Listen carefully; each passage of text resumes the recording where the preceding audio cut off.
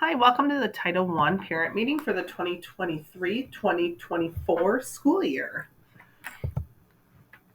I'll show you a video that's going to answer a lot of your questions about what we do in Title I. We'll also talk about the identification process, what we do for reading, and a few other pieces. Here's a video. It's a little bit, probably about 5 minutes, but it does give you a great glimpse of what it looks like when your child is pulled to come to reading group. It is probably 4 or 5 years old now, so the program that we use is a little different, and some of the adults are a little different, but I feel like most of it is the same.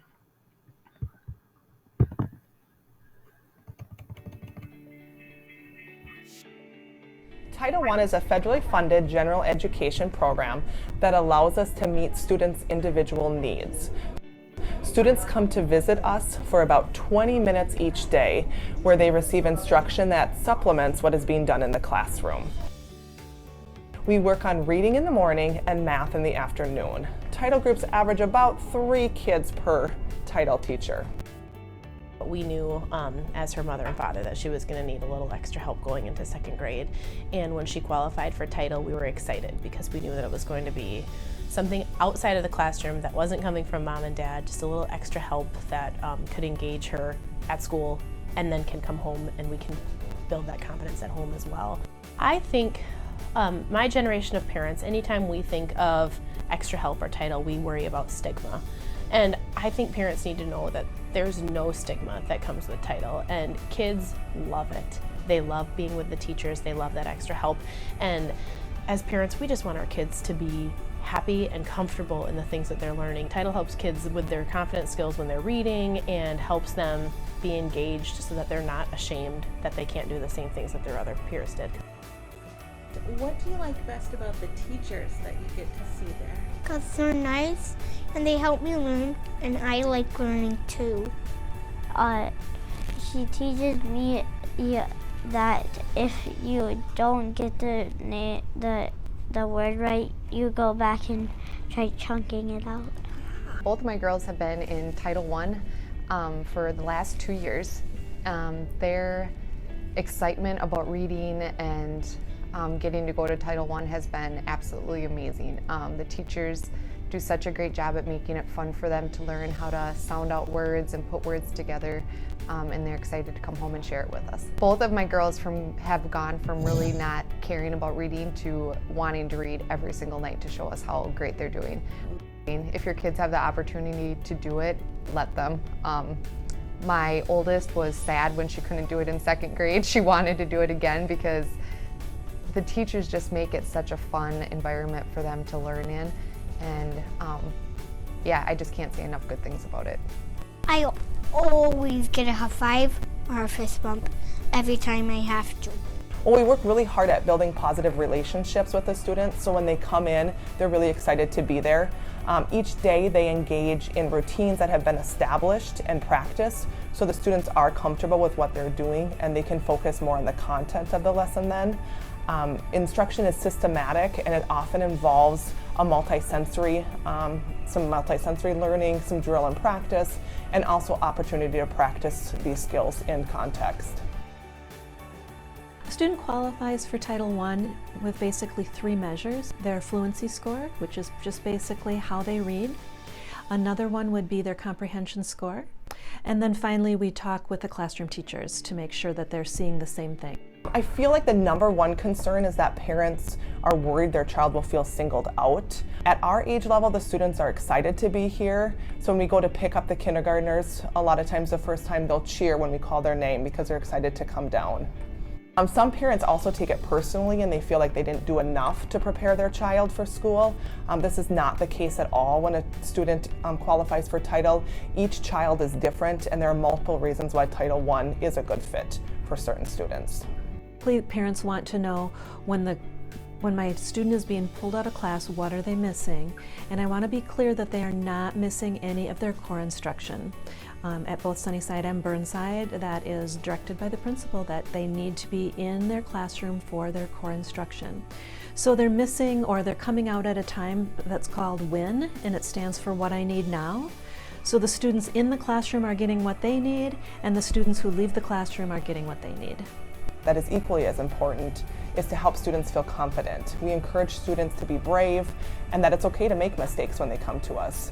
Title is a safe place to take those chances. If you make a mistake, it's okay, just try again. Thank you for teaching me all the stuff I needed to know. You're welcome.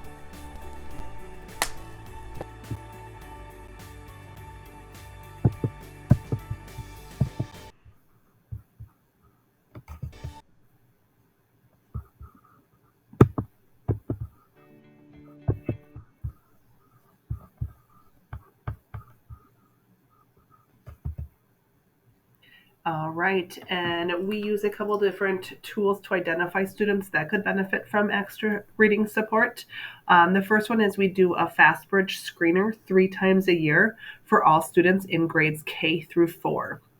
For our kindergarten and first grade students, the screener is completely done one-on-one with an adult. And for the upper grades, they do a combo of both. So second through fourth graders, there's one part where it's one-on-one and they're reading a passage, and then the next part is on the computer. We also use some different other assessment tools like Press, and then we talk to the teacher and look at teacher referrals as well.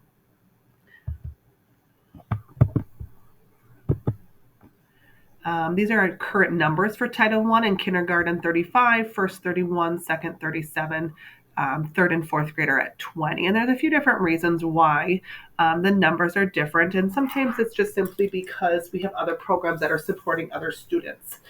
We have ADSIS and MRC. Those are also other reading programs that pull our students. At Sunnyside, we have Ms. Berg, Ms. Furchner, and Mrs. Dahman as our teachers here, and at Burnside it's Ms. Huschelt, Ms. Larson, Mrs. Wheeler, Ms. Yeomans, and Ms. Wycheck. If you have any questions and your student is at Sunnyside, please feel free to reach out to Megan Dahman. If your child is at Burnside, please reach out to Lindsay Wycheck. And some of the programs that we use, our kindergartners, when we first start out November to January, we use Bridge to Read Sound Awareness. And that's just helping them do some phonemic awareness. And we also add in some letter names and sounds. In January, February, through the end of the year, we use our program called Washika. Our first through fourth graders also use Washika. It is a program that's heavily phonics based. So they're looking at chunks of words, they're looking at building, writing, spelling, all sorts of different things. And they just move up from the simpler phonics skills up to more difficult ones. And then in second through fourth grade, they also add a little phonemic awareness to the Washika program. And phonemic awareness is something we say you can do with your eyes closed. So it's hearing the sounds, hearing parts of words, things like that. And in third through fourth grade, they have quick reads for fluency passages for some of their students. So if they already have mastered their phonics and they're very accurate when they read, we'll add in the quick reads to help them read a little bit more fluently. We work with kids at approximately the same level. KN1 is heavily geared towards those foundational skills. Like we said, the phonemic awareness, you do it with your eyes closed. Phonics, putting those sounds together and then blending words along with sight words. In grades 2 through 4, they begin working with those foundational phonemic awareness skills, the ones they are missing. And they also do some phonics practice and will eventually move towards fluency when they are ready. And students are most definitely not missing any core instruction. That means no new material should be introduced when they are pulled. A couple things I want to note is in the spring, we always have a family fun night at the library. We get a great turnout. We have an ice cream social. There's a scavenger hunt. We're also going to be adding a winter family fun night this year, and it will be after the first of the year. And be on the lookout for more information on that for that.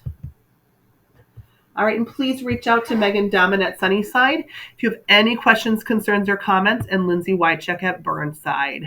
Thank you for your time.